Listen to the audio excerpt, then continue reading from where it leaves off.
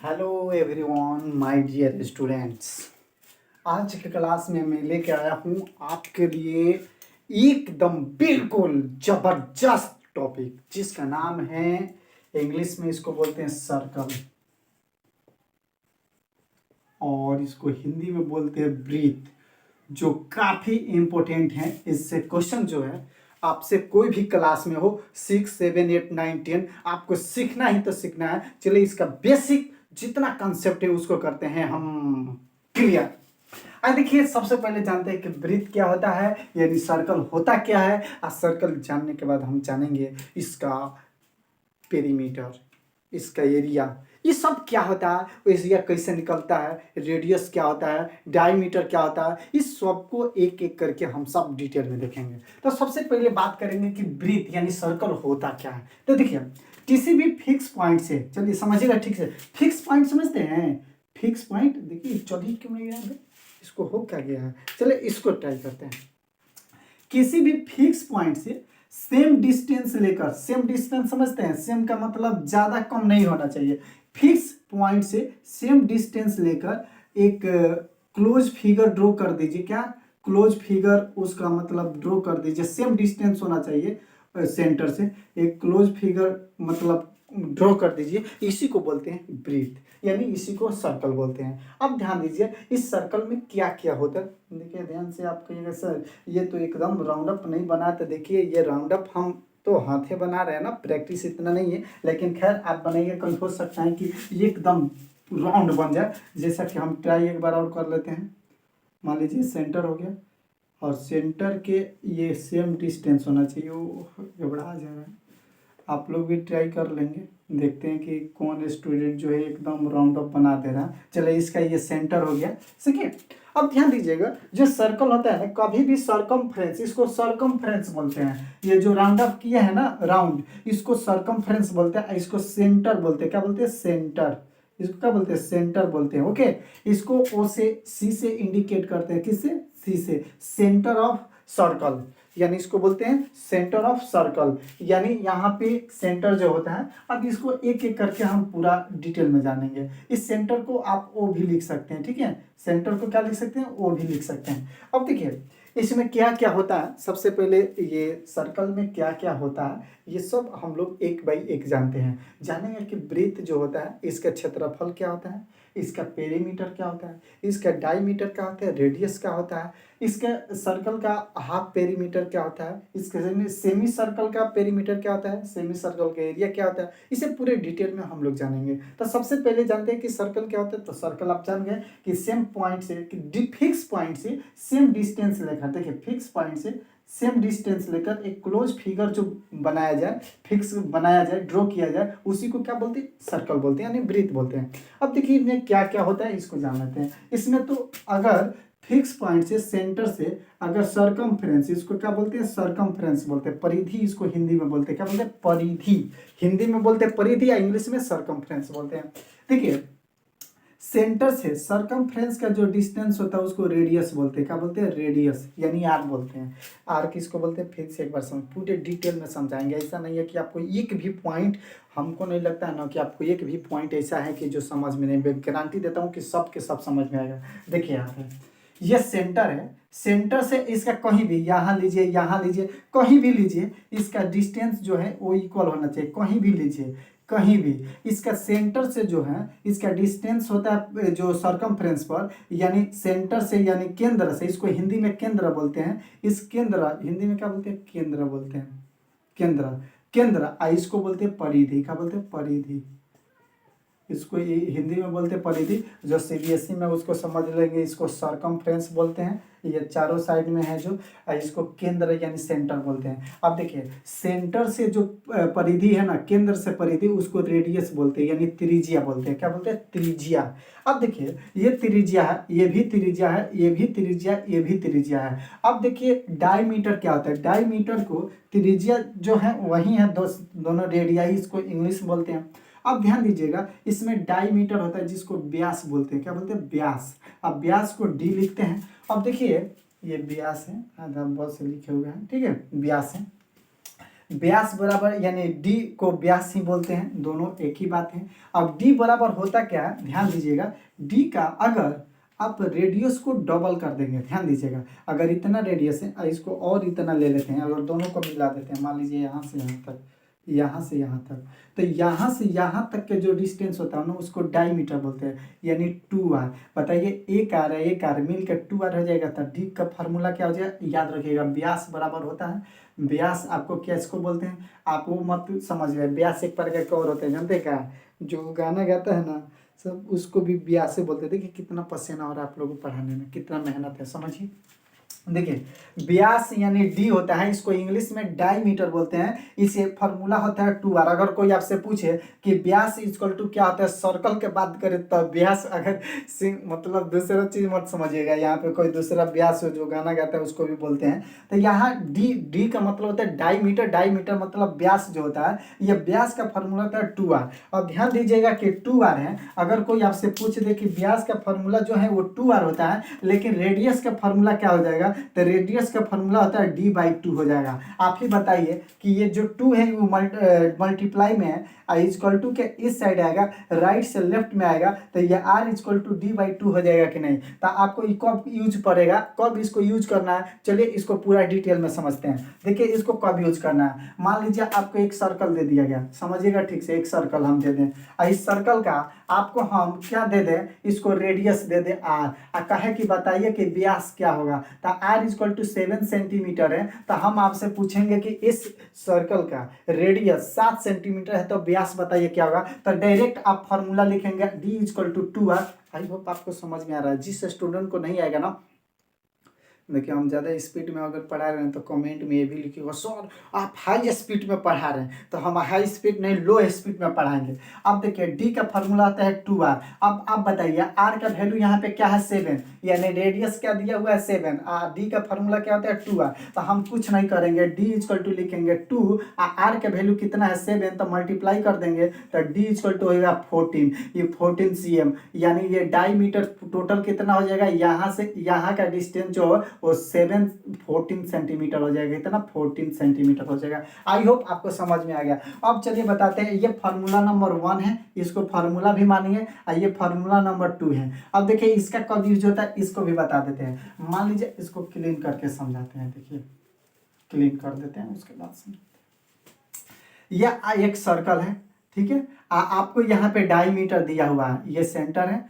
ये डायमीटर यानी d equal to 21 cm दिया हुआ है। आपसे पूछे मान लीजिए 21 cm नहीं कटेगा तो यहाँ पे 24 cm लिखते रहे, आपको 24 cm दिया हुआ है, डायमीटर कितना दिया 24। आपसे कोई पूछ दे कि रेडियस बताइए कितना होगा, तो फॉर्मूला लिखिए d/2, फॉर्मूला देखिएगा डी स्मॉल लिखिएगा, ठीक है, d/2, तो d का वैल्यू है 24 और बाई 2, तो r इक्वल टू हो जाएगा 12 cm, तो यहाँ पे r इक्वल टू लिख देंगे 12 cm, ये भी हो जाएगा 12 cm। आई होप आप लोग इस बात को समझ गए होंगे, वेरी गुड। मैं उम्मीद करता हूँ कि आप सभी स्टूडेंट को समझ में आ रहा होगा। चलिए हम चलते हैं इसी का अगले टॉपिक पे।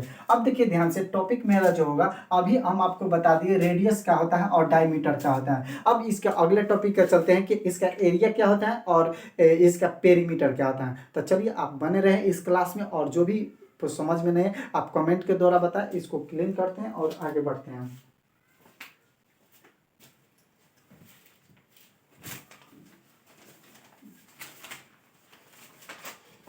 देखिए इसको करते हैं हम क्लीन। अब आपको हम बताने जा रहे हैं, जानते हैं क्या आपको बता रहे हैं, आपको 2 ही फॉर्मूला तो अभी पढ़ाए हैं हम। देखिए पहला फॉर्मूला पढ़ाए हैं, देखिए काहे नहीं कभी कभी चल रहा है जी, है ये कभी कभी तो फेल मार दे रहा है, तो आप लोग फेल मत मारिएगा, डेली क्लास कीजिएगा। जिसको समझ में नहीं, देखिए कितना पसीना बहा के पढ़ा रहे, कितना मेहनत कर रहे हैं। आप लोग भी मेहनत कीजिए और आगे बढ़िए, ठीक है। और जो मेहनत नहीं करता है ना तो उसका भी ज़िंदगी में आगे नहीं बढ़ सकता है। इतना पसीना हो रहा है तभी हम पढ़ा रहे हैं, और आपको मालूम होना चाहिए कि दिन रात हम पढ़ाने के बाद भी पढ़ाते हैं। आपका लाइव क्लास डेली 7 बजे से 7:30 बजे तक चलेगा मैथ का, और 7 से 7:30 से 8 बजे तक इंग्लिश का क्लास चलेगा। इंग्लिश का क्लास आप मिस नहीं करेंगे, काफ़ी इंपॉर्टेंट उसमें पढ़ाई हो रहा है। और एक बात बता दें, आने वाले टाइम में 1 आवर का मैथ क्लास चलेगा और 1 आवर का इंग्लिश क्लास चलेगा। जो भी स्टूडेंट क्लास 10th में है उनका मॉर्निंग में क्लास चलेगा 4 से 5 और 5 से 6, ठीक है। तो आइए देखते हैं, अब 2 आपको फार्मूला पढ़ा चुके हैं। पहला फार्मूला देखिए, पहला डी इजक्वल टू 2r, और दूसरा फार्मूला पढ़ा चुके हैं r इजक्वल टू d/2। ये दो फार्मूला पढ़ा चुके हैं। अब चलते हैं तीसरे फार्मूला की तरफ। देखिए तीसरा फार्मूला क्या है। तीसरा है कि ये सर्कल हो गया, ठीक है, इसका एरिया बताना है, ठीक है, एरिया समझते हैं। अब देखिए इसका एरिया बताने के लिए आपको क्या करना पड़ेगा, समझिएगा ठीक से। एरिया होता क्या है जानिए। अब ये बताइए, आपको एरिया पता नहीं है कि क्या होता है तो कैसे बताइएगा। चलिए ध्यान दीजिए, एरिया को हिंदी में बोलते हैं क्षेत्रफल। क्या बोलते हैं? क्षेत्रफल। क्या बोलते हैं? क्षेत्रफल। एरिया को क्या बोलते हैं? क्षेत्रफल। वृत्त का क्षेत्रफल। तो यहाँ पर लिखेंगे एरिया ऑफ सर्कल। क्या बोलेंगे? Area of circle. देखिए एरिया ऑफ सर्कल नहीं बोलिएगा ना तो गलत होगा। वृत्त का क्षेत्रफल लिखेंगे, वृत्त का क्षेत्रफल। देखिए इंग्लिश में लिखे एरिया ऑफ सर्कल और हिंदी में लिखे वृत्त का क्षेत्रफल। ये क्या होता है इसको जानते हैं। सबसे पहले जानते हैं कि क्षेत्रफल का मतलब क्या होता है। देखिए आप जितना दिखाई अंदर दे रहे हैं, जितना दिखाई दे रहा हूं अंदर की पार्ट, अंदर का जो क्षेत्र दिखाई दे रहा है, इसी को क्षेत्रफल कहा जाता है। आई होप आप समझ रहे होंगे हम क्या कहें। एक बार और समझा रहे हैं, रिपीट कर रहे हैं मेरी बात, और क्लियर दिखाई दे रहा है तो अभी आप कमेंट में करके बताएंगे सर बहुत ही मस्त दिखाई दे रहा है। अब देखिए ध्यान दीजिएगा, हम क्या बताने वाले हैं कि क्षेत्रफल का मतलब होता है ना मेरे बाबू, कि मान लो कि ये सर्कल है, ठीक है, और इसके अंदर का जो एरिया माने ये क्षेत्र है ना, इसी को क्षेत्रफल बोलते हैं। अब देखो वृत्त का जो क्षेत्रफल होता है मतलब इसका एरिया होता है वो पाई आर स्क्वायर होता है। अब कहिएगा सर पाई स्क्वायर का मतलब क्या होता है, चलिए बताते हैं। देखिए अब देखिए, अब आप क्लास में जो है मान लीजिए अगर 10th के ऊपर आप जाएंगे तो जानेंगे कि ये फॉर्मूला आया कैसे, इस फॉर्मूला को ड्रॉ करेंगे। अब मान लीजिए कि आप इसको आपको सिर्फ याद करना है, इसका यूज करना है, तो चलिए बताते हैं इसका यूज कैसे होगा, इसको याद कैसे रहेगा। देखिए पाई जो है ये एक अपरिमेय संख्या है, इरेशनल नंबर। क्या है? इरेशनल नंबर है। इरेशनल नंबर क्या है? Irrational number.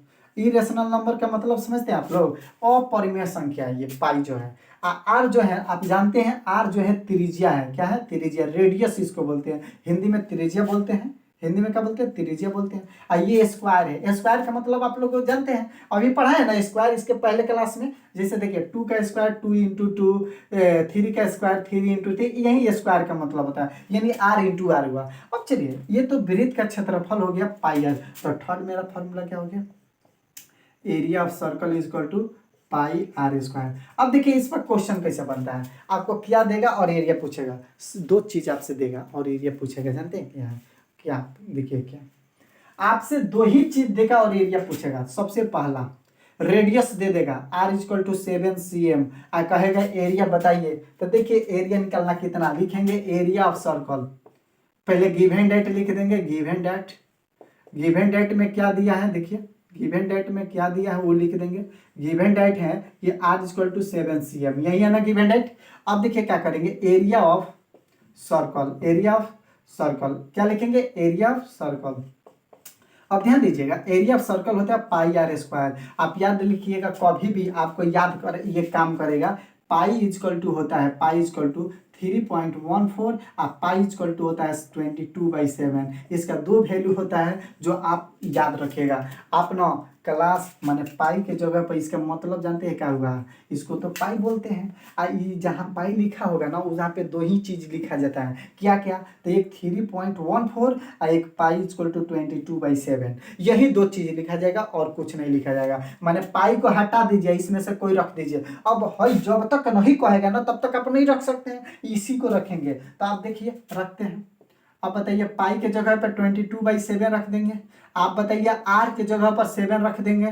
तो आप बताइए स्क्वायर है तो दो बार लिखेंगे नहीं, समझिए, समझने की कोशिश कीजिए। यहाँ पे आर स्क्वायर है, आर का वैल्यू 7 है, तो यहाँ पे क्या करेंगे, आर का वैल्यू 7 रखेंगे, स्क्वायर कर देंगे। बोलिए किसी को प्रॉब्लम? अब इसका अगला स्टेप ध्यान से देखिएगा, अगला स्टेप इसका इंक खत्म होने लग रहा है। 22/7 है तो 22/7, ये स्क्वायर है तो दो बार लिख देंगे कि नहीं, बताइए आप ही। एगो 7 से एगो 7 कट गया तो आपका बचेगा 7 2 जब 14 के 4 और 1 बचेगा, 7 2 जब 14 यानी 15 हो जाएगा, CM स्क्वायर आंसर।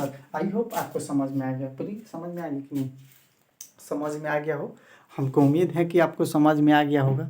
ठीक है, तो चलिए आगे बढ़ते हैं। अब देखिए इसका अगर आपको रेडियस देगा तब तो बना दिए, बहुत इजी बना दिए। अब आपको दे दे डायमीटर, क्या दे दे? डायमीटर। चलिए पहले एक क्वेश्चन बनाइए। अगर मान लीजिए आपको रेडियस हम दे दे 21 cm, तो थोड़ा सा क्वेश्चन बनाइए तो एरिया निकालिए। तो अगर 21 cm दे दें, ये थोड़ा सा टोटल अरेंज कर देते हैं क्योंकि लग रहा होगा काफ़ी ज़्यादा सर क्वेश्चन ये बना है, लेकिन काफ़ी ज़्यादा नहीं है, इतना ही है।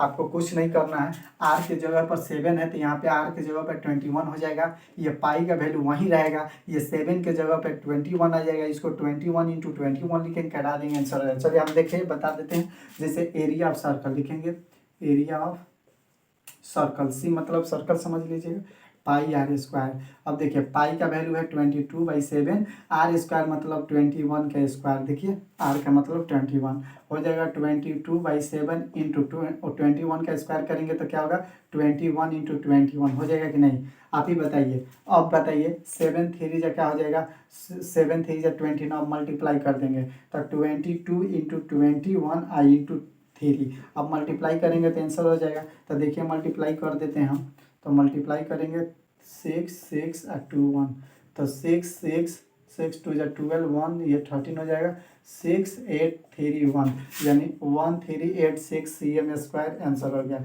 आई होप आपको ये समझ में आया हो। जिस स्टूडेंट को समझ में नहीं तो वो हमसे कमेंट में बताएंगे, हमारे व्हाट्सएप पे मैसेज कर सकते हो और पूछ सकते हैं। ओके, आई होप आपको क्लास वर्क दे देते हैं, क्वेश्चन इस पर क्लास वर्क नोट कर लीजिए। क्वेश्चन नंबर फर्स्ट, इस सब में एरिया फाइंड करना है, फाइंड एरिया ऑफ सर्कल, ठीक है, फाइंड एरिया ऑफ सर्कल, ठीक है, area of circle, area find करना है। तो first r equal to 14 cm, r equal to 28 cm, r equal to 7/2 cm, आप लोग बना लीजिएगा, ठीक है। ये होमवर्क है, होमवर्क समझिए, क्लास वर्क समझिए। चलिए आगे बढ़ते हैं। हम कितना फार्मूला बता दिए, 3। अब देखिए इसी फार्मूला पर कुछ चेंजिंग कर देता है, आपको ये सरकार चेंजिंग कर देता है। चलिए बताते हैं, ये तो नोट कर लीजिएगा, वीडियो को स्टॉप करके, वीडियो को स्टॉप करके नोट। अब देखिए आपसे एरिया ही पूछेगा लेकिन कुछ इसमें चेंजिंग कर देगा। आपको ये सर क्या कर देगा जानते हैं, आइए देखते हैं क्या करते हैं। जैसे आपको एक सर्कल दे दिया, ठीक है, इसमें रेडियस ना के देकर डी दे दिया 21 cm, डी दे दिया है, ध्यान लीजिएगा रेडियस नहीं है, अगर आप बना दीजिएगा तो गलत हो जाएगा डायरेक्ट इसमें। तो चलिए अगर आपको गिवन डेट में अगर डी दिया हो 21 तो आप निकाल लेते हैं। आर का फॉर्मूला होता है d/2 यानी 21/2, नहीं कटेगा तो इतना ही रहने देते हैं, क्योंकि पॉइंट में जाएगा तो रहने देते हैं। अब लिखेंगे एरिया ऑफ सर्कल, क्या लिखेंगे, area of circle equal to pi r square. अब देखिए पाई का वैल्यू है 22/7, आर स्क्वायर का मतलब 21/2 के होल स्क्वायर, यही होगा कि नहीं बताइए। तो ये हो जाएगा 22/7 इंटू, इसको 2 टाइम लिखेंगे तो 21/2, 2 इंटू 21/2, ये कटेगा 3 टर्म में, ये कट जाएगा 11 टर्म में, अब नहीं कटेगा तो 11 3 जा 33 इंटू 21 भाई ये क्या बचेगा, तो 2 बचेगा, यही नहीं बचेगा। अब देखिए 33 में 21 से मल्टीप्लाई करेंगे, 3 3 6 6, ये होगा 396 यानी हो जाएगा आंसर क्या, 693/2 cm स्क्वायर आंसर। आई होप आपको समझ में आ गया हो, ये मल्टीप्लाई किए हैं, इसको नहीं नोट करना है, ये क्वेश्चन है काफ़ी इंपॉर्टेंट। आई होप आपको समझ में आ गया हो। अब चलते हैं इसका पेरीमीटर। अब पेरीमीटर जानते हैं क्या होता है, आपको 3 फार्मूला बता चुके हैं, अब चौथे फार्मूला की तरफ चलते हैं। आई होप आपको ये समझ में आ गया हो, वैसे ही है, बस रेडियस निकाल कर तब एरिया निकालना, ठीक है। अब चौथे फार्मूला की तरफ चलते हैं। तो चौथा फार्मूला क्या है जानते हैं, यानी पेरीमीटर, क्या है, पेरीमीटर है, क्या है, पेरीमीटर। अब देखिए पेरीमीटर जो होता है ये क्या होता है इसको जानते हैं। देखिए ये सर्कल है, जानिए कि पेरीमीटर होता क्या है। आइए सर्कल हो गया, पेरीमीटर का मतलब होता है ये जो बाउंड्री देख रहे हैं ना, ये बाउंड्री, इसी को पेरीमीटर कहता है। एरिया पेरीमीटर ऑफ सर्कल जो होता है, पेरीमीटर ऑफ सर्कल 2πr होता है, क्या होता है, 2πr। अब देखिए 2πr जो होता है अभी कहाँ से आया, कैसे हुआ, इसका डिराइव्स हम लोग अगले नेक्स्ट क्लास में देखेंगे, 11th 12th में यानी 10th बात पढ़ेंगे। इसको बस जानिए कि पेरीमीटर ऑफ सर्कल क्या होता है, तो 2πr होता है। अब इसका क्वेश्चन कैसे बनता है, आइए एकदम सिंपल है। मान लीजिए आपको रेडियस दे दिया 7 cm, कहेगा आपसे कि पेरीमीटर ऑफ सर्कल बताइए, तो देखिए कितना आसान है, लिख देंगे गिवन डेट में क्या दिया है वो लिख देंगे, तो r इक्वल टू 7 cm। क्या फाइंड करना है, तो perimeter of circle, perimeter of circle, समझिएगा शॉर्टकट लिखे हैं तो क्या होगा 2πr होता है। तो 2 क्या है, तो 2 रहेगा। अब पाई का वैल्यू आप जानते हैं 22/7, आर का वैल्यू 7, तो 7 से 7 कट जाएगा, आई इसको मल्टीप्लाई करेंगे तो 44 cm। ये कभी भी स्क्वायर में नहीं होता है, याद रखिएगा। यानी पेरीमीटर जो होता है स्क्वायर में नहीं रहता है, तो पेरीमीटर जो होता है यानी सर्कल का जो पेरीमीटर क्या हो जाएगा 2πr हो जाएगा। ये आज के क्लास में हम लोग 4 फार्मूला रहने देते हैं जो काफ़ी इंपॉर्टेंट है। आप लोग अब बना लीजिएगा क्वेश्चन पेरीमीटर का 27 7/2 cm, r equal to 14 cm, r equal to 21/2 cm, r equal to 48 cm। आप लोग ये फाइंड कर लीजिएगा, ये होमवर्क है। आई होप आप लोग को समझ में। इसका अब पार्ट 2 अगले दिन जाएगा, जो आपको पढ़ाएंगे सेमी सर्कल का एरिया, सेमी सर्कल का पेरीमीटर, जो काफ़ी इंपॉर्टेंट होने वाला है। उसमें और भी 1-2 फॉर्मूला ऐसे हैं जो आपके लिए एकदम जबरदस्त हैं, और ये मुझे उम्मीद है कि आपको समझ में आया है। जिस स्टूडेंट को जो प्रॉब्लम है आप खुलकर बताएं। Okay, thank you, bye.